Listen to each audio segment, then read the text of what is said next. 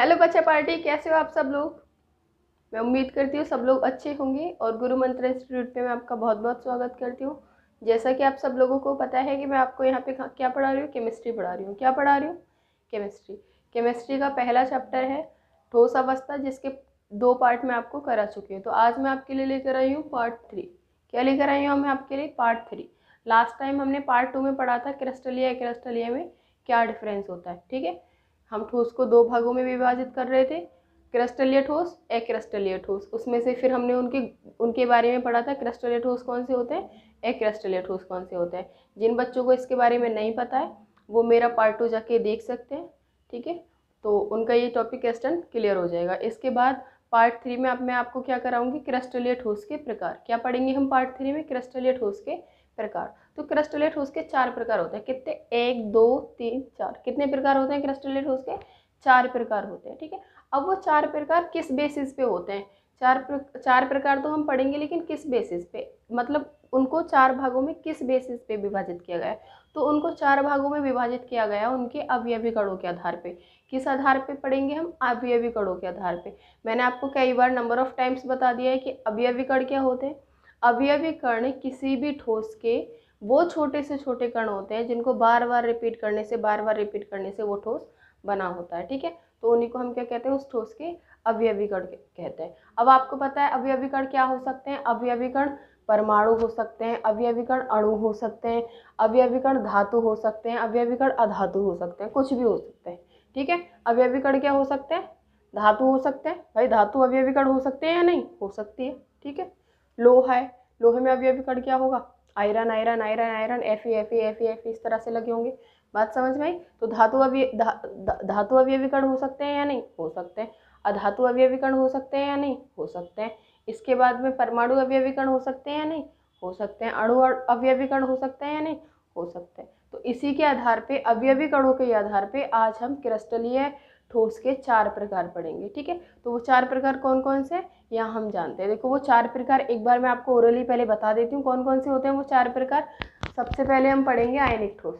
क्या पढ़ेंगे सबसे पहले? आयनिक ठोस। उसके बाद में हम पढ़ेंगे धात्विक ठोस। उसके बाद में हम क्या पढ़ेंगे?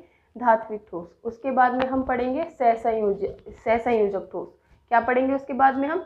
सहसंयोजक ठोस। क्या पढ़ेंगे उसके बाद में हम? सहसंयोजक ठोस, तीसरे नंबर का। ठीक है, कौन सा ठोस बताया मैंने तीसरे नंबर का? सहसंयोजक ठोस। उसके बाद में हम पढ़ेंगे आणविक ठोस। क्या पढ़ेंगे? आणविक ठोस। फिर उसके बाद में हम क्या पढ़ेंगे कि आणविक ठोस के भी 3 प्रकार होते हैं। आणविक ठोस के भी कितने प्रकार होते हैं? 3 प्रकार होते हैं। वो आणविक ठोस के 3 प्रकार कौन कौन से होते हैं?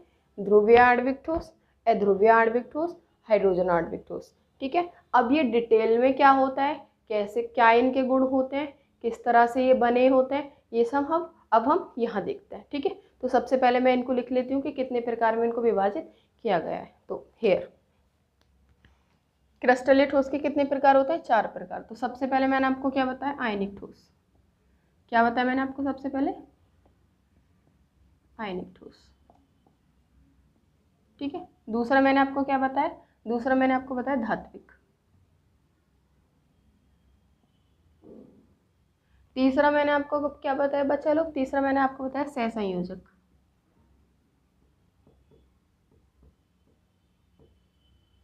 चौथा मैंने आपको क्या बताया? चौथा मैंने आपको बताया आणविक ठोस।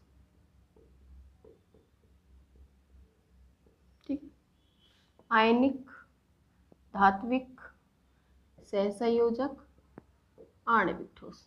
एक बार सारे बच्चों को मेरे साथ बोलना है, क्रिस्टलीय ठोस के कितने प्रकार होते हैं? 4 प्रकार। कितने प्रकार होते हैं? 4 प्रकार। कौन कौन से होते हैं? आयनिक ठोस, धात्विक ठोस, सहसंयोजक ठोस, आणविक ठोस। आयनिक ठोस, धात्विक ठोस, सहसंयोजक ठोस और आणविक ठोस, ये 4 प्रकार होते हैं किसके? क्रिस्टलीय ठोस के। बाद में आणविक ठोस के भी 3 प्रकार होते हैं, लेकिन वो हम आगे देखेंगे। पहले हम देख लेते हैं कि ये 4 प्रकार एक दूसरे से कैसे अलग होते हैं, कौन कौन से अवयवी कणों से ये बने होते हैं, इनका मेल्टिंग पॉइंट यानी कि गलनांक क्या होता है। फिर इसके बाद हम देखेंगे कि ये चालक होते हैं या नहीं, वैद्युत के चालक। ठीक है, तो हम क्या देखेंगे? ये देखेंगे कि किस किस अवयवी कण से ये बने हुए हैं, किस तरह का आकर्षण इनके अवयवी कणों के बीच में। भाई अवयवी कण छोटे छोटे अवयवी कणों से ठोस मिलकर बना हुआ है, और उन छोटे छोटे अवयवी कणों के बीच में क्या होता है? आकर्षण। छोटे छोटे अवयवी कणों के बीच में क्या होता है? आकर्षण। आकर्षण क्या है भैया? आकर्षण यही है, हमारे और तुम्हारे बीच में क्या है? आकर्षण। भैया हम तुम्हारे लिए वीडियो बना रहे हैं, तुम हमारी वीडियो का इंतजार कर रहे हो, हम तुम्हारे लिए वीडियो टाइम निकाल के बना रहे हैं, तुम हमारे लिए वीडियो टाइम निकाल के देख रहे हो, तो हम लोगों के बीच में क्या आकर्षण, तो वही हम लोगों के बीच में ये पढ़ने पढ़ाने वाला आकर्षण है। हम लोगों के बीच में कैसा आकर्षण है, ये पढ़ने पढ़ाने वाला आकर्षण। वही हम देखेंगे कि इन लोगों के बीच में कैसा आकर्षण है। बात समझ में आई या नहीं? तो ये सब चीज़ें अब हम डिटेल में पढ़ते हैं। सबसे पहले देख लेते हैं कि इनके अंदर अवयवी कण कौन से होते हैं, यानी कि ये जो आयनिक ठोस है इसके अवयवी कण कौन से होते हैं, धात्विक ठोस है इसके अवयवी कण कौन से, सहसंयोजक ठोस के अवयवी कण कौन से, और आणविक ठोस के अवयवी कण कौन से होते हैं। बात समझ में आई? ठीक है, तो इस सबसे पहले हम देखते हैं आयनिक ठोस के अवयवी कण। क्या देखेंगे हम? अवयवी कण। यहाँ शॉर्ट में मैं लिख देती हूँ। सबसे पहले हम देखेंगे आयनिक ठोस के अवयवी कण। तो भैया आपने कहावत सुन रखी है, जैसा जिसका नाम वैसा उसका काम, जैसा जिसका नाम वैसा उसका काम। इसका मतलब, अर्थात इसका मतलब क्या हुआ? इसका मतलब ये हुआ बेटा बच्चा लोग, इसका मतलब क्या हुआ? इसका मतलब ये हुआ कि ठोस हम पढ़ रहे हैं आयनिक ठोस। कौन सा ठोस पढ़ रहे हैं? आयनिक ठोस। तो इसके जो अवयवी कण होंगे वो क्या होंगे? आयन। इसके अवयवी कण क्या होंगे? आयन होंगे। इसके अवयवी कण क्या होंगे? आयन होंगे। आयन क्या होते हैं, कैसे बनते हैं, एक बार मैं आपको छोटा सा शॉर्ट सा आपको एक दिखा देती हूँ कि किस तरह से आयन बनते हैं। ठीक है, तो देखो होता क्या है कि ये सोडियम, ये जो हमारे घर पे कॉमन नमक यूज़ होता है, हमारे घर पे जो वही हम दाल रोटी सब्जी में जो डाल के खाते हैं, मैंने आपको लास्ट टाइम भी बताया था, चटपटा सा खाना जो बना लेते हैं इससे, नमक वही वाला नमक, वही कॉमन नमक है, ये NaCl, सोडियम क्लोराइड। ठीक है, तो होता क्या है कि ये जो सोडियम होता है इसका अगर हम एटॉमिक नंबर देखें, क्या देखें? एटॉमिक नंबर, यानी कि परमाणु क्रमांक। तो इसका परमाणु क्रमांक कितना होता है? 11। इसका परमाणु क्रमांक कितना होता है? 11। वही हम क्लोरीन का परमाणु क्रमांक देखें तो क्लोरीन का परमाणु क्रमांक कितना होता है? 17 होता है। कितना होता है भाई? क्लोरीन का परमाणु क्रमांक 17 होता है। अब इसका परमाणु क्रमांक 11, इसका परमाणु क्रमांक 17। तो भैया आप सब लोगों ने 9th 10th क्लास में बहुत अच्छे से पढ़ लिया होगा इलेक्ट्रॉनिक कॉन्फ़िगरेशन। इलेक्ट्रॉनिक कॉन्फ़िगरेशन का मतलब क्या होता है? इलेक्ट्रॉनिक विन्यास। इलेक्ट्रॉनिक विन्यास का मतलब क्या होता है? इलेक्ट्रॉनों का बंटवारा। इलेक्ट्रॉनों के बंटवारे का मतलब वही होता है, जैसे आपके घर पे कोई सामान आता है तो वो सिर्फ आपको ना मिलके आपके सारे बहन भाइयों में बांटा जाता है, वैसे ही जो किसी परमाणु के अंदर इलेक्ट्रॉन रहते हैं वो एक ही कक्षा में ना रह के सारी कक्षाओं में बांटे जाते हैं। बात समझ में आया? तो वही क्या होता है? इलेक्ट्रॉनिक विन्यास होता है। अब हम इस इलेक्ट्रॉनिक विन्यास को यहाँ पे थोड़ा करते हैं। कैसे करते हैं इलेक्ट्रॉनिक विन्यास को? पहली कक्षा में ज़्यादा से ज़्यादा इलेक्ट्रॉन कितने आ सकते हैं? किसी परमाणु की पहली कक्षा में ज़्यादा से ज़्यादा इलेक्ट्रॉन कितने आ सकते हैं? 2। कितने आ सकते हैं? 2। कितने इलेक्ट्रॉन आ सकते हैं भैया? 2। तो हम इसको दे देंगे पहले 2 electron. Total number of electron कितने? 11। Total number of electron 11। यहाँ पे टोटल नंबर ऑफ इलेक्ट्रॉन कितने हैं? 17। भैया ये जो परमाणु क्रमांक है ना, यही बताता है हमें टोटल नंबर ऑफ इलेक्ट्रॉन और टोटल नंबर ऑफ प्रोटॉन। ये जो परमाणु क्रमांक है यही हमें बताता है कि किसी भी परमाणु के अंदर इलेक्ट्रॉनों और प्रोटॉनों की कुल संख्या कितनी होगी, इलेक्ट्रॉनों और प्रोटॉनों की कुल संख्या कितनी होगी। तो अब हमें पता चल गया यहाँ पे टोटल नंबर ऑफ इलेक्ट्रॉन 11, यहाँ पे टोटल नंबर ऑफ इलेक्ट्रॉन 17। अब भैया हम करने जा रहे हैं इलेक्ट्रॉनों का बंटवारा। क्या करने जा रहे हैं? इलेक्ट्रॉनों का बंटवारा। तो किस तरह से करते हैं भैया? पहली सेल में होते हैं 2 इलेक्ट्रॉन। कितने इलेक्ट्रॉन होते हैं पहली सेल में? 2 इलेक्ट्रॉन। यहीं पे दूसरी सेल में कितने इलेक्ट्रॉन होते हैं? 8। दूसरी सेल में कितने इलेक्ट्रॉन दिए जाते हैं? दूसरी सेल को कितने बांटे जाते हैं इलेक्ट्रॉन? 8 इलेक्ट्रॉन बांटे जाते हैं। तो भैया 8 और 2 10 हो गया। तीसरी सेल में वैसे तो 18 होते हैं, लेकिन यहाँ पे इसका नसीब थोड़ा खराब है, यानी कि इसके पास एक ही बचा है, तो तीसरी सेल को हम कितना दे देंगे? 1 इलेक्ट्रॉन दे देंगे। इसी तरह से हम ऊपर वाले का करते हैं। पहली सेल में 2, दूसरी में 8 और तीसरी में भैया कितने बचे? तीसरी में बचे 8 और 2 10 7। तीसरी में कितने बचे? 7। तीसरी में कितने बचे? 7। अब भैया सब लोगों ने, तुम लोगों ने सुन रखा होगा, क्या सुन रखा होगा कि भाई सब लोगों को स्टेबल होना है। सब लोगों को क्या होना है? स्टेबल। स्टेबल का मतलब है भैया तुम्हारे बड़े बड़े सपने होंगे। क्या सपने होंगे? कि हमें तो बड़ा आदमी बनना है, हमारे पास एक पेंट हाउस बंगलो होना चाहिए, हमारी एक कार होनी चाहिए, है ना, बढ़िया सी जॉब होनी चाहिए, और जब ये सब चीज़, अच्छा सैलरी पैक होना चाहिए तुम्हारा, ठीक है, तो ये सब चीज़ें तुम्हारा ड्रीम है। और जब ये सारी चीज़ें तुम्हारे पास हो जाएंगी तो हम कह सकते हैं कि तुम स्टेबल हो। अब तुम्हारे पास दुनिया की वो सारी चीज़ें जो तुम्हें चाहिए थी, ठीक है, तो अब तुम क्या हो? स्टेबल हो। तो हर इंसान अपने जीवन में क्या होना चाहता है? स्टेबल होना चाहता है। तुम लोग पढ़ रहे हो, क्यों पढ़ रहे हो भाई? तुम्हें स्टेबल होना है। तुम्हें क्या होना है? पढ़ लिख के स्टेबल होना है। तुम्हें किसी पे निर्भर नहीं रहना। अभी तुम स्टेबल नहीं हो, अभी तुम स्टेबल नहीं हो। क्यों? क्योंकि तुम भाई अभी अपने मम्मी पापा पे निर्भर हो। आप अपनी रोटी के लिए, पानी के लिए, कपड़ों के लिए, अपनी हर चीज़ के लिए किस पे निर्भर हो? अपने पेरेंट्स पे निर्भर हो। वहीं कुछ टाइम बाद क्या होगा? आप अच्छे से पढ़ लिख जाओगे, अच्छी आपकी सैलरी होगी, अच्छी आपकी जॉब होगी, है ना, तो आप अपनी सारी चीज़ें खुद करोगे, पेरेंट्स को भी हेल्प करोगे। तो उस कंडीशन में हम कह सकते हैं आप लोग क्या हो? स्टेबल हो गए हो। ठीक है। तो जैसे आप स्टेबल होना चाहते हो, जैसे दुनिया का हर इंसान स्टेबल होना चाहता है, वैसे ये जो हमारे एलिमेंट्स होते हैं ना, ये जो परमाणु वगैरह होते हैं भैया पीरियोडिक टेबल में, ये भी क्या होना चाहते हैं, स्टेबल होना चाहते हैं। ये भी क्या होना चाहते हैं, स्टेबल होना चाहते हैं। लेकिन इनको गाड़ी घोड़ा बंगला नहीं चाहिए, इनको गाड़ी घोड़ा बंगला नहीं चाहिए। तो इनको इनकी स्टेबिलिटी का रूल क्या होता है, इनको स्टेबिलिटी, इनकी दुनिया में चलते हैं इलेक्ट्रॉन, इनकी दुनिया में क्या चलते हैं, इलेक्ट्रॉन, इनकी दुनिया में क्या चलते हैं, इलेक्ट्रॉन। तो इनको चाहिए होते हैं इलेक्ट्रॉन। लेकिन वो कैसे चाहिए होते हैं भैया, क्या कंडीशन है, इनको चाहिए अपनी आउटर मोस्ट सेल में, बाहर की कक्षा में। ये वाली इसकी बाहर की कक्षा है, ये वाली इसकी बाहर की कक्षा है, ये वाली इसकी बाहर की कक्षा है। तो इनको अपनी बाहर वाली कक्षा में, आउटर मोस्ट सेल में इनको चाहिए 8 electron. How much electron, 8 electron. जितने भी परमाणु हैं, जितने भी एलिमेंट है पीरियोडिक टेबल में, सबको अपनी बाहरी कक्षा में 8 इलेक्ट्रॉन चाहिए। किसको छोड़ के, हाइड्रोजन और हीलियम को छोड़ के। भैया उनका कंडीशन अलग है, वो हम किसी दिन डिटेल में और बता देंगे। साइड में एक बेसिक की वीडियो बना के आपको डाल देंगे। उसकी कंडीशन अलग इसलिए होती है, वो सबसे पिद्दू वो होते हैं, एलिमेंट्स होते हैं पीरियोडिक टेबल के, आवर्त सारणी के, वो सबसे पिद्दू यानी कि सबसे छोटे वो होते हैं एलिमेंट। और उनकी जो वो होती है कक्षा, वो एक ही कक्षा होती है उनके पास। और एक जो फर्स्ट सेल होती है, उसमें जो मैक्सिमम इलेक्ट्रॉन आ सकते हैं वो 2 आ सकते हैं। तो ये आप, अगर आपको समझ में आ गया वेल एंड गुड, नहीं समझ में आया, अगर आपको चाहिए कि मैं इसके लिए बेसिक्स का और कोई वीडियो बना के डालूँ, तो वह मैं आपको सेम प्लेटफॉर्म पे डाल दूंगी बना के। बात समझ में आई। तो अब हमें यहाँ तक एकदम क्रिस्टल क्लियर हो गया कि भैया इनके ये जो एलिमेंट्स होते हैं, जो परमाणु होते हैं, इनकी दुनिया में क्या क्या रूल चलता है स्टेबिलिटी का। इनकी दुनिया में स्टेबिलिटी का ये रूल चलता है कि इनको आउटर मोस्ट सेल में चाहिए 8 इलेक्ट्रॉन। इनको ये बोलते हैं भैया अपन को चाहिए कितने इलेक्ट्रॉन, 8 इलेक्ट्रॉन। कितने इलेक्ट्रॉन, 8 इलेक्ट्रॉन। 8 इलेक्ट्रॉन चाहिए इनको बाहरी कक्षा में, 8 इलेक्ट्रॉन इनको कहाँ चाहिए, बाहरी कक्षा में। अब अगर हम इसको देखें सोडियम को, भैया बड़ा भिखारी टाइप आदमी दिख रहा है। अगर हम इसकी बाहरी कक्षा को देखें तो उसके हिसाब से हमें ये कैसा दिख रहा है, बड़ा भिखारी टाइप आदमी। क्यों भिखारी टाइप, भैया स्टेबिलिटी के लिए ऑक्टेट रूल को, इसको ऑक्टेट रूल कहते हैं, ठीक है। मतलब सारे के सारे जो परमाणु हैं वो अपनी बाहरी कक्षा में किसको छोड़ के, हाइड्रोजन और हीलियम को छोड़ के 8 इलेक्ट्रॉन पूरा करना चाहते हैं, और इसको अष्टक नियम कहते हैं, ऑक्टेट रूल। बात समझ में आ गई। तो भैया अष्टक नियम के हिसाब से देखा जाए तो ये बड़ा भिखारी आदमी है। कैसा आदमी है, भिखारी आदमी। यानी कि इसको अपना अष्टक पूरा करने के लिए पूरे 7 इलेक्ट्रॉन चाहिए। कितने कितने चाहिए, 7। तो ये, और यहाँ क्लोरीन को अपना अष्टक पूरा करने के लिए कितना चाहिए, 1 चाहिए। अब ये जो सोडियम है, ये क्लोरीन के पास जाता है, कहता है भैया भैया आप तो हमसे बड़े हो, आपके पास इलेक्ट्रॉन भी ज़्यादा है, और ऐसा है हमारे पास 1 इलेक्ट्रॉन है, और हमें अपना अष्टक पूरा करना चाहते हैं हम, आप हमें अपने 7 इलेक्ट्रॉन दे दो ना भैया।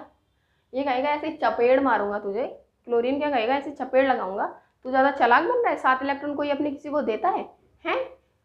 तू ऐसा कर, अपना 1 दे और निकल ले, अपना 1 दे और निकल ले। तो क्लोरीन क्या करेगा, ये इस बेचारे सीधे से सोडियम से 1 इलेक्ट्रॉन ले लेगा, 1 इलेक्ट्रॉन ले लेगा। तो इसके कक्षा में कितने इलेक्ट्रॉन हो जाएंगे, 8। भैया इसका 1 ले लिया, 7 पहले से थे, कितने हो गए, 8। 7 पहले से थे, 7 पहले से थे।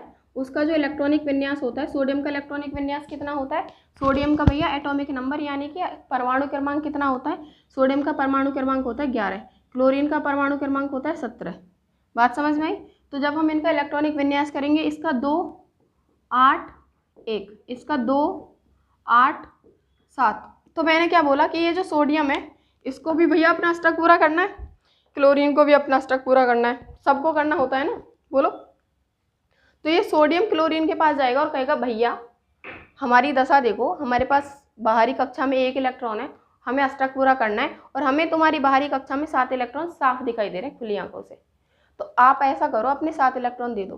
तो ये डॉन टाइप आदमी है, क्लोरीन क्या है, डॉन टाइप आदमी। भैया इलेक्ट्रोनेगेटिव है ना, वैद्युत ऋणात्मक है, तो डॉन होएगा ही होएगा। तो ये डॉन टाइप आदमी है। ये क्या कहेगा कि ऐसा है, निकल ले, आज तक ना तो 7 इलेक्ट्रॉन किसी ने किसी को दिए हैं और ना मैं देने वाला हूँ। आज तक ना तो किसी ने किसी को 7 इलेक्ट्रॉन दिए हैं और ना मैं देने वाला हूँ। तो ऐसा कर, अपना 1 दे और निकल ले। डॉन था भैया, छीन लिया, क्या कर सकता है ना। तो ये क्या करेगा, इसका 1 इलेक्ट्रॉन ले लेगा। इसका मतलब इसकी जो आउटर मोस्ट सेल है उसमें कितने इलेक्ट्रॉन हो जाएंगे, 8 इलेक्ट्रॉन। इसकी आउटर मोस्ट सेल में कितने इलेक्ट्रॉन हो जाएंगे, 8 इलेक्ट्रॉन हो जाएंगे। कितने इलेक्ट्रॉन हो जाएंगे, 8। लेकिन ये भी ज़्यादा नहीं रहेगा। क्यों, क्योंकि अब इसकी जो आउटर मोस्ट सेल थी वो ये है। पहले इसमें कितनी आउटर मोस्ट सेल थी, 3। भैया जो कक्षाएं ना वो इलेक्ट्रॉन के अनुसार बढ़ती हैं। किसी भी परमाणु में कक्षाएं इलेक्ट्रॉन के अनुसार बढ़ती हैं। इलेक्ट्रॉन खत्म, कक्षा खत्म। बात समझ में आई। इलेक्ट्रॉन खत्म, कक्षा खत्म। यहाँ पे क्या बचे, यहाँ पे सिर्फ 2 कक्षाएं बची, और ये अब इसकी हो गई बाहरी कक्षा। ये क्या हो गई, इसकी बाहरी कक्षा। अब इसकी बाहरी कक्षा में कितने इलेक्ट्रॉन है, 8। इसकी बाहरी कक्षा में कितने इलेक्ट्रॉन है? 8। इसकी बाहरी कक्षा में 8 इलेक्ट्रॉन, इसकी बाहरी कक्षा में 8 इलेक्ट्रॉन। किंतु एक छोटा सा ट्विस्ट है, इंटरेस्टिंग सा ट्विस्ट है। कैसा? कि इससे इलेक्ट्रॉन छीना गया है, तो जिससे इलेक्ट्रॉन छीना जाता है तो सब उसके बारे में कैसी बातें करते हैं? बड़ा बेचारा है, बड़ा बेचारा है। तो बेचारा बेचारा मतलब सब इसके बारे में कर रहे हैं पॉजिटिव बातें। कैसी बातें कर रहे हैं? पॉजिटिव बातें। यानी कि इस पे आ जाएगा धनावेश। क्या आ जाएगा भैया इस पे? धनावेश। क्या आ जाएगा भैया इस पे? धनावेश। क्यों आ जाएगा? क्योंकि इसने अपना कुछ खोया है, और जब कोई कुछ खोता है तो उसको लोग क्या दिखाते हैं? दया दिखाते हैं, पॉजिटिव बातें करते हैं उसके बारे में। तो इसलिए इस पर क्या आ जाएगा? Positive charge. वहीं अगर हम इसको देखें, इसने छीना है, इसने क्या करा है? छीना है। जो लोग छीनते हैं लोग उनके बारे में गलत बातें करते हैं, यानी कि निगेटिव टॉक्स। कैसी बातें? गंदी बातें, गलत बातें। ठीक है, तो इस पे कैसे चार्ज आ जाएगा? Negative charge. तो अब भैया इन पे चार्ज, इस पे आ गया चार्ज पॉजिटिव, इस पे चार्ज आ गया निगेटिव। हुआ क्या था? अष्टक इसका भी पूरा हुआ, अष्टक इसका भी पूरा हुआ। इसको भी स्टेबिलिटी मिल गई, इसको भी स्टेबिलिटी मिल गई, तो इसका भी थोड़ा सा तो फायदा हुआ है। इलेक्ट्रॉन बेशक इसका गया है, लेकिन इसको थोड़ा सा फायदा हुआ है। उसी फायदे को ध्यान में रखते हुए इसने कहा ऐसा करते हैं, इसके साथ क्लोरीन के साथ क्या कर लेते हैं? बॉन्डिंग कर लेते हैं। क्या कर लेते हैं? बॉन्डिंग कर लेते हैं। बॉन्ड का मतलब होता है बंध। क्या बना लेते हैं? क्लोरीन के साथ बंध। क्यों बना रहा है ये क्लोरीन के साथ बंध? भैया क्लोरीन ने इसका बेशक एक इलेक्ट्रॉन छीना, लेकिन अष्टक तो पूरा करवाया कि नहीं करवाया? बोलो। और देखो लोग अच्छी अच्छी बातें कर रहे हैं, इसको पॉपुलरिटी मिली। बात समझ में? यानी कि पॉजिटिव चार्ज आया। ठीक है, तो इस वजह से इनके बीच में क्या हो जाएगा? एक बंध बन जाएगा। इनके बीच में एक बंध क्या बन जाएगा? बंध। और इसी बंध को हम कहते हैं आयनिक बंध। क्या कहते हैं इस बंध को हम? आयनिक बंध। तो ऐसे बहुत सारे सोडियम बहुत सारे क्लोरीन के साथ जुड़ेंगे, बहुत सारे सोडियम बहुत सारे क्लोरीन के साथ जुड़ेंगे, बहुत सारे सोडियम बहुत सारे क्लोरीन के साथ जुड़ेंगे। ठीक है, तो होता क्या है बेटा? ये पॉजिटिव है। ये कैसा है? पॉजिटिव। मैंने आपको लास्ट वीडियो में बताया था कि अगर कोई धनावेश है तो वो किसकी तरफ आकर्षित होगा? ऋणावेश की तरफ। किसकी तरफ आकर्षित होगा? ऋणावेश की तरफ। कोई धनावेश है वो किसकी तरफ आकर्षित होगा? ऋणावेश की तरफ। कोई धनावेश है वो किसकी तरफ आकर्षित होगा? ऋणावेश की तरफ। कोई धनावेश है वो किसकी तरफ आकर्षित होगा? ऋणावेश की तरफ होगा। तो होगा क्या कि एक धनावेश यानी कि Na पॉजिटिव, एक ऋणावेश यानी कि Cl निगेटिव, एक धनावेश यानी कि Na पॉजिटिव, एक ऋणावेश यानी कि Cl निगेटिव। और धनावेश, तो धनावेश के पास क्या आएगा? हमेशा ऋणावेश आएगा। धनावेश की तरफ कौन आकर्षित होगा? ऋणावेश। इसलिए इसके नीचे ऋणावेश, इसके नीचे धनावेश, इसके नीचे ऋणावेश, इसके नीचे धनावेश। ये ऋणावेश है, इसके नीचे धनावेश, इसके नीचे ऋणावेश, इसके नीचे धनावेश, इसके नीचे ऋणावेश। तो क्या दिख रहा है भैया तुमको? ये क्या दिख रहा है? क्या दिख रहा है तुमको? ये क्रिस्टल नहीं दिख रहा क्या? क्या नहीं दिख रहा? ये तुम्हें क्रिस्टल नहीं दिख रहा क्या? ये क्या बन गया? हमारा क्रिस्टल। तो इस तरह से बनता है आयनिक क्रिस्टल या ठोस। क्या बनता है इस तरह से? आयनिक क्रिस्टल या ठोस। मेरे को लगता है जिस तरह से आयनिक क्रिस्टल या ठोस होता है उसी तरह से ये टॉपिक भी तुमको क्रिस्टल क्लियर हो गया होगा। बात समझ में आई? तो मैंने आपको बस इतनी सी बात समझाने के लिए कि ये जो आयनिक क्रिस्टल या ठोस होते हैं इसके अवयवी कण क्या होते हैं? आयन होते हैं। किस तरह से वो आयन बनते हैं? धनायन बन गया भैया, ऋणायन बन गया, ये हमने बता दिया तुम्हें। क्या बता दिया? किस तरह से वो आयन बनते हैं और किस तरह से वो आयन बन के क्या बना लेते हैं? क्रिस्टल बना लेते हैं। क्या बना लेते हैं? क्रिस्टल बना लेते हैं। और क्या बना लेते हैं? क्रिस्टल या ठोस बना लेते हैं। बात समझ में आ गई आपको? तो जो आयनिक ठोस होता है, क्या होता है? जो आयनिक ठोस होता है उसमें जो अवयवी कण होता है वो क्या होता है? आयंस होते हैं। क्या होते हैं? आयंस होते हैं।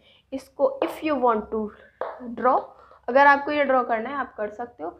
बाकी मैं इसको रफ कर देती हूँ और यहाँ पे मैं आपको इसकी जगह क्या लिख के दे देती हूँ कि जो आयनिक ठोस होते हैं उसमें जो अवयवी कण होते हैं वो क्या होता है? आयन होते हैं। बोलो बच्चा पार्टी। आयनिक ठोस में जो अवयवी कण होते हैं वो क्या होते हैं? आयन होते हैं। आयनिक ठोस में अवयवी कण क्या होते हैं? आयन होते हैं। किस तरह से होते हैं? क्यों होते हैं? मुझे नहीं लगता आपसे ज़्यादा आप किसी को पता होगा। बात समझ में आई? बोलो। वहीं अब हम देखते हैं धात्विक ठोस में अवयवी कण क्या होंगे। तो भैया थोड़ी देर पहले हमने बताया जिसका जैसा नाम उसका वैसा काम, यानी कि धात्विक ठोस। तो इसका मतलब अवयवी कण इसमें क्या होंगे? धातु। अवयवी कण क्या होंगे इसमें? धातु। अवयवी कण क्या होंगे? धातु। ठीक है, तो धातु, सारी धातु भैया कौन कौन सी होती है? धातु कॉपर, एल्यूमिनियम, आयरन, ये सारी क्या होती हैं? धातु होती हैं। तो कोई सी भी धातु है, कोई सी भी धातु है और वो धातु मिलके अगर कोई क्रिस्टल बना रही है तो उसको हम क्या कह देंगे? धात्विक क्रिस्टल या ठोस। क्या कह देंगे उसको हम?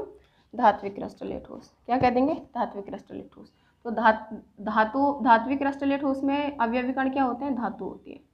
अवयवी कण क्या होते हैं? धातु होती है। ठीक है, जैसे लोहा है, ठीक है। अब लोहे पे क्या होता है? डबल पॉजिटिव होता है। डबल पॉजिटिव क्यों होता होगा? अब आप अच्छे से बता सकते हो कि लोहे पे डबल पॉजिटिव क्यों होता होगा, क्योंकि अपने अपनी बाहरी वाली कक्षा के 2 इलेक्ट्रॉन किसी को दे देता होगा। ठीक है, तो इसमें क्या होता है? ये किसी को देता नहीं है। इसके जो इलेक्ट्रॉन होते हैं ना, देखो बहुत सारे लोहा होगा, बहुत सारा लोहा ये क्या करता है? Fe अपने 2 इलेक्ट्रॉन यहाँ पे छोड़ देगा, अपने 2 इलेक्ट्रॉन यहाँ पे छोड़ देगा। इसके जो तो Fe धातु है, अपने 2 इलेक्ट्रॉन रिलीज करते हैं। कितने इलेक्ट्रॉन? 2 इलेक्ट्रॉन। ठीक है, कितने इलेक्ट्रॉन? 2 इलेक्ट्रॉन।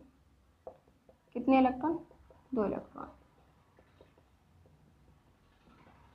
और ये इलेक्ट्रॉन कहाँ जा रहा है? ये इलेक्ट्रॉन कहीं नहीं जा रहा है, ये इलेक्ट्रॉन इसी के अंदर ऐसे घूम रहा है डबल नेगेटिव लेके। ये इलेक्ट्रॉन क्या कर रहा है? इस तरह से घूम रहा है, 2 इलेक्ट्रॉन इस तरह से घूम रहे हैं। यहाँ ये जो खाली जगह है यहाँ पे इलेक्ट्रॉन इस तरह से घूम रहा है। बोलो, इलेक्ट्रॉन क्या कर रहे हैं? यहाँ पे इस तरह से घूम रहा है। ये इलेक्ट्रॉन ऐसे समुद्र सा बना लेंगे इसका, इसके और पास Fe के और पास, और इसमें ऐसे घूमते रहेंगे। ठीक है, और यही वजह है कि इसमें जो फ्री आयन और फ्री आयन होते हैं, धातु में क्या होते हैं? फ्री आयन होते हैं। फ्री आयन का मतलब मुक्त आयन होते हैं। मुक्त आयन का मतलब इसमें इलेक्ट्रॉन फ्री होते हैं, और इसमें ये भी धनायन भी इसमें क्या होता है? फ्री होता है। ठीक है, और इलेक्ट्रॉन इसमें ये धनायन के ओर पास ऐसे मंडराते रहते हैं। क्या करते हैं? धनायन के ओर पास इसमें मंडराते रहते हैं। इसलिए धातु जो होती है वो विद्युत की अच्छी चालक होती है। विद्युत की अच्छी क्या होती है? चालक होती है। इसका कारण यही है कि इसमें जो ये इलेक्ट्रॉन धातु अपना इलेक्ट्रॉन ऐसे छोड़ देती है, थोड़ा सा ताप उस बढ़ाने पे ये अपनी ऐसे इलेक्ट्रॉनों को छोड़ देती है, और इलेक्ट्रॉन इनके ओर पास ऐसे ऐसे मंडराते रहते हैं। भैया हम तुम्ही से निकले, तुम्हारे ओर पास मंडराते रहेंगे, पूरे तुम्हारे क्रिस्टल में घूमते रहेंगे। ठीक है, इस तरह से ये इसका धात्विक क्रिस्टल ठोस बन जाता है। ठीक है, और इसके जो अवयवी कण होते हैं वो क्या होते हैं? धातु होते हैं। धात्विक क्रिस्टलीय ठोस के अवयवी कण क्या होते हैं? धातु होते हैं। धात्विक क्रिस्टलीय ठोस के अवयवी कण क्या होते हैं? धातु होते हैं। तो मे भी आपको ये क्रिस्टल क्लियर हो गया होगा। भैया अगर हम बात करें सहसंयोजक ठोस की, तो इसके अवयवी कण होते हैं अधातु। इसके अवयवी कण क्या होते हैं? अधातु। इसके अवयवी कण क्या होते हैं? अधातु। धातु। इसके हम एग्जाम्पल देखें तो अधातु क्या होती है? कार्बन। कार्बन क्या है? अधातु है ना भैया। जो धातु नहीं है वो क्या है? अधातु। ठीक है, तो कार्बन क्या है? धातु, अधातु सॉरी। कार्बन क्या है? धातु। तो कार्बन से कोई परमाणु वो बनेगा, क्रिस्टलीय ठोस बनेगा, तो वो क्या बनेगा? वो कैसा ठोस बनेगा? वो कैसा ठोस होगा? सहसंयोजक ठोस। कैसा होगा? सहसंयोजक ठोस। सिलिका भी क्या है? अधातु। ठीक है, ये भी क्या है? अधातु है। इसके बाद कार्बन के अपरूपक कौन कौन से होते हैं? Diamond, graphite. तो ये भी क्या होते हैं? डायमंड और ग्रेफाइट अधातु होते हैं, और किस में आते हैं? सहसंयोजक क्रिस्टलीय ठोस में आते हैं। किस में आते हैं? सहसंयोजक क्रिस्टलीय ठोस में। ठीक है, कार्बन के जो अपरूपक होते हैं क्या क्या होते हैं? कार्बन के अपरूपक डायमंड मतलब कि हीरा और ग्रेफाइट। ठीक है, तो ये भी किस में आते हैं? इसी में आते हैं, सहसंयोजक ठोस। बात समझ में आ गई। और यहाँ हम देखते हैं आणविक। आणविक ठोस के 3 प्रकार होते हैं, इसको थोड़ा बाद में देखेंगे। ठीक है, आणविक ठोस के कितने प्रकार होते हैं? 3 प्रकार होते हैं। इसमें अणु भी हो सकते हैं, इसमें अवयवी कण, और परमाणु भी हो सकते हैं। इसमें अवयवी कण, अणु भी हो सकते हैं और परमाणु भी। बात समझ में आ गई। तो इसमें अवयवी कण, अणु भी हो सकते हैं और परमाणु भी हो सकते हैं। यहाँ तक कोई दिक्कत नहीं होगी मुझे नहीं लगता। तो आपको पता चल गया कि कौन से ठोस में कौन सा अवयवी कण पाया जाता है, कौन सी ठोस में कौन सा अवयवी कण पाया जाता है। ठीक है,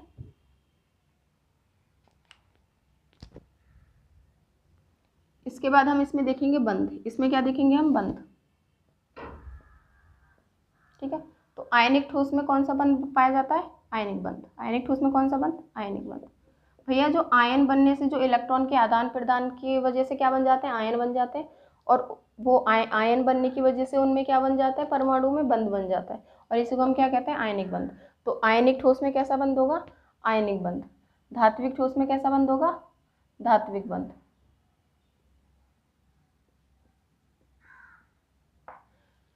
धात्विक ठोस में कैसा बंध होगा? धात्विक बंध होगा।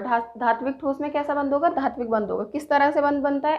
धातु क्या करती है? अपने इलेक्ट्रॉन्स रिलीज करती है, और वो इलेक्ट्रॉन धातु के ओर पास ही उसी धातु के ओर पास घूमते रहते हैं। तो उस इलेक्ट्रॉन में और उस धातु में क्या बन जाता है? एक आकर्षण बन जाता है, और उसी आकर्षण को हम क्या कहते हैं? धात्विक बंध कहते हैं। मैंने आपको अभी क्या बताया भैया? जैसे Fe था, Fe ने इलेक्ट्रॉन रिलीज कर दिए थे, और वो इलेक्ट्रॉन उसी क्रिस्टल के अंदर घूम रहे थे, उसी क्रिस्टल के अंदर वो Fe के लोहे के अंदर ही वो इलेक्ट्रॉन घूम रहे थे। ये तुमसे निकले हैं तुम्हारे और पास ही मट रहेंगे, तुमसे निकले हैं तुम्हारे और पास ही मट रहेंगे, ठीक है। लेकिन क्यों मटरा रहे हैं वो उनके और पास? क्योंकि Fe और उससे जो इलेक्ट्रॉन निकले उनमें क्या है, आकर्षण। Fe पे पॉजिटिव आ गया था इलेक्ट्रॉन निकाल के, इलेक्ट्रॉन्स पे नेगेटिव होता है, उनके बीच में जितना Fe पे पॉजिटिव था उतने इलेक्ट्रॉन पे निगेटिव, तो दोनों का मैग्नीट्यूड कैसा था, सिमिलर था, जिसकी वजह से भैया इलेक्ट्रॉन उसी के और पास मटरा रहा है, ठीक है। तो वो उस क्रिस्टल से बाहर तो नहीं निकल के जा रहा, उसी क्रिस्टल के अंदर ही अंदर मटरा रहा है। तो उनके दोनों के बीच में क्या है, एक आकर्षण, और उसी आकर्षण को हम क्या कहते हैं, बंध कहते हैं, है ना। तो किस तरह का बंध था वो, धातु की वजह से बना, तो धात्विक बंध। कैसा बंध, धात्विक बंध। तो धात्विक ठोसों में कैसा बंध होता है, धात्विक बंध होता है। भाई अगर हम सहसंयोजक ठोसों की बात करें तो इसमें कैसा बंध होगा भैया, सहसंयोजक बंध होगा।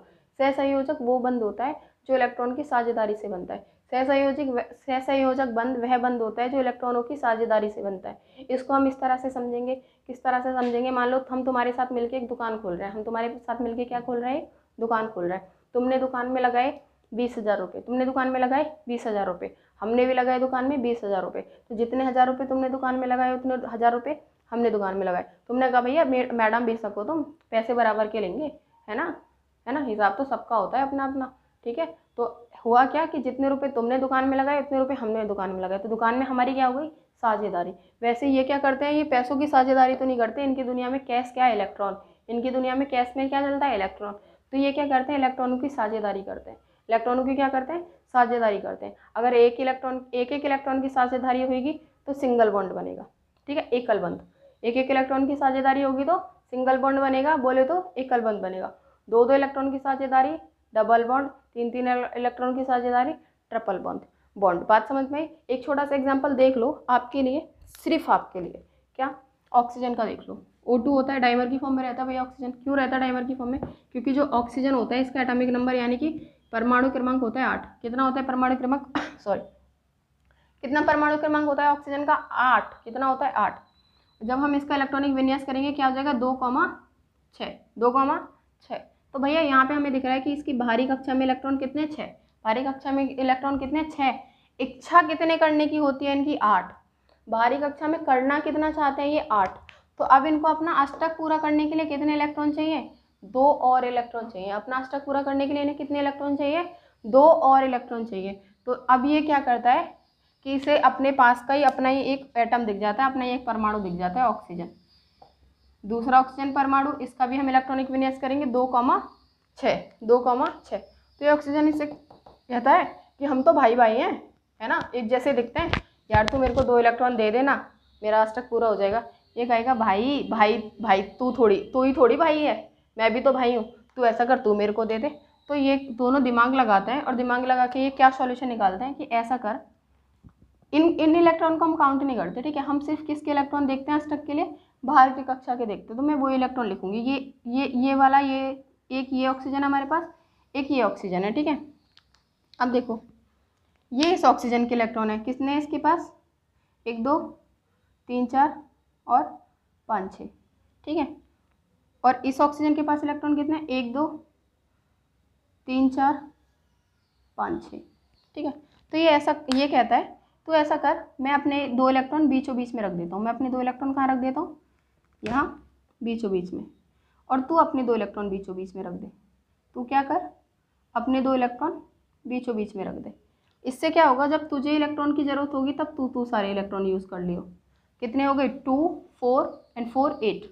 8 इलेक्ट्रॉन हो गया, अष्टक पूरा हो जाएगा, स्टेबल फील करेगा। तो बात समझ में आई। जब तुझे ज़रूरत हो तब तू 4 इलेक्ट्रॉन यूज़ कर लियो, जब मुझे ज़रूरत होगी मैं 4 इलेक्ट्रॉन यूज़ कर लूँगा। बात समझ में आई, ठीक है। तो इन्होंने क्या कर ली, इलेक्ट्रॉनों की साझेदारी। क्या कर ली इन्होंने, इलेक्ट्रॉनों की साझेदारी। कितने इलेक्ट्रॉनों की साझेदारी, 2 इलेक्ट्रॉनों की साझेदारी। इसी वजह से ऑक्सीजन के बीच में कैसा बंध होता है, डबल बॉन्ड होता है। कैसा बॉन्ड होता है, डबल बॉन्ड होता है। बात समझ में आई या नहीं, ठीक है। तो ये जो इलेक्ट्रॉनों की साझेदारी से जो बंध बनते हैं ना, इसी को हम क्या कहते हैं, सहसंयोजक बंध। क्या कहते हैं इसी को हम, सहसंयोजक बंध। तो सहसंयोजक बंध कौन सा होता है, वो बंध जो इलेक्ट्रॉनों की साझेदारी से बनता है, वो बंध जो इलेक्ट्रॉनों की साझेदारी से बनता है।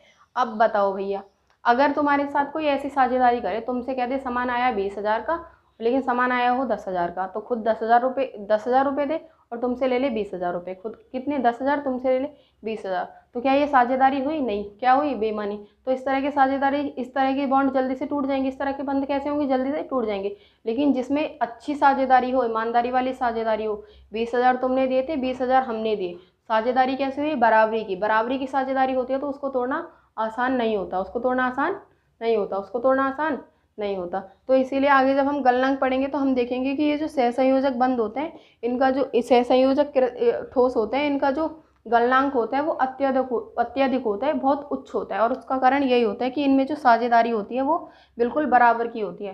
इलेक्ट्रॉनों की जो साझेदारी होती है वो एकदम बराबर की होती है, जिसकी वजह से इनको तोड़ना बहुत ज़्यादा मुश्किल हो जाता है, जिसकी वजह से इनको तोड़ना बहुत ज़्यादा मुश्किल हो जाता है। बात समझ में आ गई आपको? तो अब हम यहाँ क्या लिख लेंगे कि ये जो सहसंयोजक ठोस होते हैं, इसमें किस तरह का आकर्षण पाया जाता है? इसमें आकर्षण किस तरह का पाया जाता है? सहसंयोजक आकर्षण। कैसा? सहसंयोजक आकर्षण, यानी कि सहसंयोजक बंध। भैया बंध आकर्षण ही तो है, बंध क्या है? आकर्षण है। बंध क्या है? आकर्षण। बॉन्ड क्या है? आकर्षण। बॉन्डिंग क्या है? आकर्षण। क्या है? आकर्षण। तो इसीलिए हम क्या कहेंगे इसमें? कैसा? सहसंयोजक बंध। कैसा बंध पाया जाता है इसमें? सहसंयोजक बंध। बोल भी लिया करो मेरे साथ। कैसा बंध पाया जाता है? सह संयोजक बंध। यहाँ तक टॉपिक क्वेश्चन क्लियर? बोलो, समझ में आया यहाँ तक टॉपिक? वहीं आणविक ठोसों में किस तरह के बंध पाए जाते हैं? इसमें 2-3 तरह के बंध पाए जाते हैं। इसमें क्या होता है? ये जो आणविक ठोस होते हैं इसके तीन टाइप होते हैं। कितने टाइप होते हैं? 3 टाइप। ध्रुवीय, अध्रुवीय, ठीक है, और ये होता है हाइड्रोजन बंध, ठीक है। ध्रुवीय, अध्रुवीय और हाइड्रोजन बंध, इतनी तरह के ये ठोस होते हैं आणविक ठोस, ठीक है। और इतनी तरह के इसमें बंध पाए जाते हैं, ध्रुवीय बंध, अध्रुवीय बंध और हाइड्रोजन बंध। बात समझ में आई? कोई दिक्कत इसमें? ठीक है। तो ये जो होते हैं ये कमजोर बंध होते हैं। कैसे बंध होते हैं? कमजोर बंध। ध्रुवीय, अध्रुवीय क्या होता है ये मैं आपको डिटेल में समझा दूंगी। इसके बाद हम बात करते हैं इसके गलनांक की। किसकी बात करते हैं? गलनांक की। किसकी बात करते हैं? इसके गलनांक की।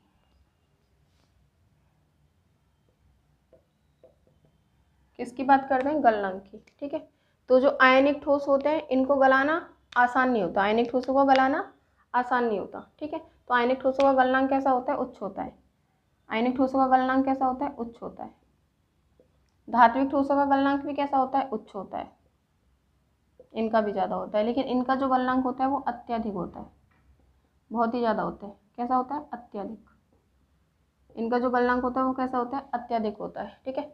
वहीं आणविक ठोसों की हम बात करें, इनका गलनांक कम होता है। इनको तोड़ना मैंने कैसा बताया, ये वंडरवॉल फोर्स होते हैं। कैसा आकर्षण होता है इनमें? वंडरवॉल, ठीक है। जो कि कमजोर, सबसे कमजोर आकर्षण होता है, सबसे कमजोर आकर्षण होता है। वंडरवॉल आकर्षण कैसा होता है? सबसे कमजोर आकर्षण होता है। बात समझ में? तो इसी वजह से इसका जो गलनांक है वो कम होता है, क्योंकि भैया पहले से कमजोर है, तो पहले से कमजोर है तो उसका तोड़ना आसान हो जाएगा। जो चीज़ पहले से कमजोर है, मान लो आपके दोस्त से पहले से लड़ाई हो गई है, मैं और चुगली लगा दूं कि भैया ये बड़ा निकम्मा दोस्त है, इसके चक्कर में मत पड़ो, अपनी पढ़ाई कर लो, बोर्ड एग्जाम में तुमसे ज़्यादा मार्क्स ले आएगा, तुमसे ज़्यादा पढ़ लेता है, बस तुम्हें खेल वेल में लगा के रखता है। तो पहले से तुम्हारी लड़ाई हुई पड़ी है, ऊपर से मैंने चुगली लगा दी, तो होगा क्या होगा? आपकी दोस्ती टूट जाएगी। तो यहाँ भी ऐसा होता है, वंडरवॉल फोर्स होता है इनके बीच में, वंडरवॉल आकर्षण होता है। पहले से जो कमजोर, इनके बीच में जो बल है पहले से वो कैसा बल है? कमजोर बल है। ऊपर से मैं क्या दे रही हूँ? ताप दे रही हूँ, है ना। गलनांक क्या होता है कि किसी का ताप बढ़ा के उसको गला दें, किसी ठोस का अगर हम ताप बढ़ा के उसको गला दें तो उसको क्या कहते हैं? गलनांक कहते हैं। तो इनका गलनांक कैसा होता है? इनका कम होता है, क्योंकि भैया पहले से कमजोर होते हैं, ऊपर से तुम उन्हें थप्पड़ और बजा रहे हो, ताप और दे रहे हो, ठीक है। तो क्या होगा? आसानी से टूट जाएंगे, ठीक है। तो इसीलिए इनका जो ताप होता है वो कैसा होता है? कम होता है। बात समझ में आई? बोलो, कोई दिक्कत यहाँ तक नहीं होगी शायद?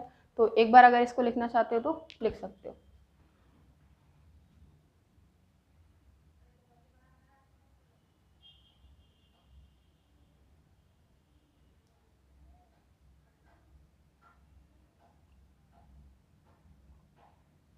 तो यहाँ से मैं मिटा देती हूँ।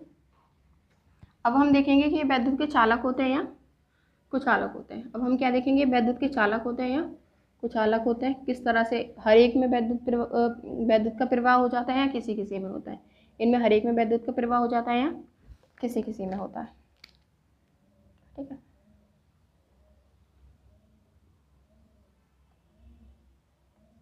तो अब हम क्या देखेंगे, चालकता, वैद्युत चालकता, ठीक है। तो आयनिक ठोस है, आयनिक ठोस है, तो आयनिक ठोस में क्या होता है कि आपको पता है कि आयनिक ठोस ये होता है, NaCl क्या है, आयनिक ठोस है, ठीक है। तो जब ये NaCl है, यानी कि जब ये सोडियम क्लोरीन से बंधा हुआ है, ठीक है, तो तब ये वैद्युत का क्या होगा, कुचालक होगा, तब ये वैद्युत का क्या होगा, कुचालक होगा। लेकिन अगर मैं इसको मोल्टन स्टेट में ले आऊँ, कैसे स्टेट में, मोल्टन स्टेट में, यानी कि तरल अवस्था में, तरल अवस्था में लाने पर ये क्या होता है, ये अपनी फिर से अपने आयन में टूट जाता है। किस में टूट जाता है, अपने आयन में, Na पॉजिटिव और Cl नेगेटिव में टूट जाता है। किस में टूट जाता है, Na पॉजिटिव और Cl नेगेटिव में। जैसे मैं इसको मोल्टन स्टेट में लाऊंगी, कौन सी अवस्था में लाऊंगी, मोल्टन स्टेट में, ठीक है। तो मोल्टन स्टेट में लाने पे क्या होगा कि अपने आयंस में टूट जाएगा। किस में टूट जाएगा, आयंस में। बहुत सारे क्या बना लेगा, Na पॉजिटिव Cl नेगेटिव, अलग अलग, ठीक है, Na positive Cl negative, Na positive Cl negative. इससे क्या होगा, ऐसा करने से क्या होगा कि इसमें जो वैद्युत है वो प्रवाह होने लगेगी, वैद्युत का प्रवाह होने लगेगा, जो इलेक्ट्रिसिटी है वो क्या होने लगेगी, फ्लो होने लगेगी। क्यों, क्योंकि इलेक्ट्रिसिटी को प्रवाह होने के लिए किसकी जरूरत पड़ती है, फ्री इलेक्ट्रॉन्स की या फ्री आयंस की। तो इसमें इसको मोल्टन स्टेट में क्या मिल जाता है, तरल अवस्था में इसमें क्या मिल जाता है, आयनिक ठोस में इसको तरल अवस्था में क्या मिल जाता है, फ्री आयंस मिल जाते हैं। क्या मिल जाते हैं, फ्री आयन मिल जाते हैं, मुक्त आयन। क्या मिल जाता है, मुक्त आयन मिल जाते हैं। तरल अवस्था में आयनिक ठोस में तरल अवस्था में फ्री आयन मिल जाते हैं, और उन्हीं फ्री आयन की वजह से इसमें क्या होने लगती है, इलेक्ट्रिसिटी फ्लो होने लगती है। बात समझ में, वैद्युत प्रवाह होने लगती है। तो ये चालक तो होते हैं वैद्युत के, इसका मतलब क्या हुआ, ये वैद्युत के चालक होते हैं, लेकिन कौन सी अवस्था में, तरल अवस्था में।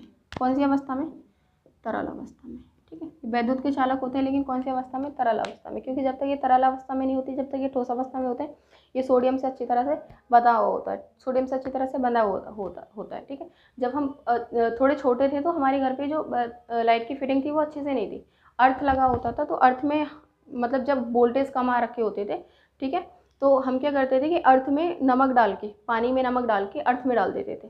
तो उससे क्या होते थे, वोल्टेज अपने आप बढ़ जाते थे, ठीक है।